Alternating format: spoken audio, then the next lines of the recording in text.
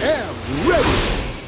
GMA Weather, serbisyong totoo ng GMA News. Isang bagong bagyong binabantayan ng Pag-asa sa labas ng Philippine Area of Responsibility. Namataan ng Pag-asa ang bagyong may international name na Ito sa layong 1,795 kilometers silangan ng dulong Hilagang Luzon. May lakas ito ng hangin na umaabot sa 55 kilometers per hour at inaasahang kikilos pa Hilagang Kanluran sa bilis na 15 kilometers per hour. Sa ngayon, wala pang epekto sa lagay ng panahon ang binabantayang bagyo. Mababa rin ang tsansa nitong pumasok sa Philippine Area of Responsibility. Ngayong Lunes, asahan pa rin ang thunderstorm sa Metro Manila base sa datos ng The Weather Company.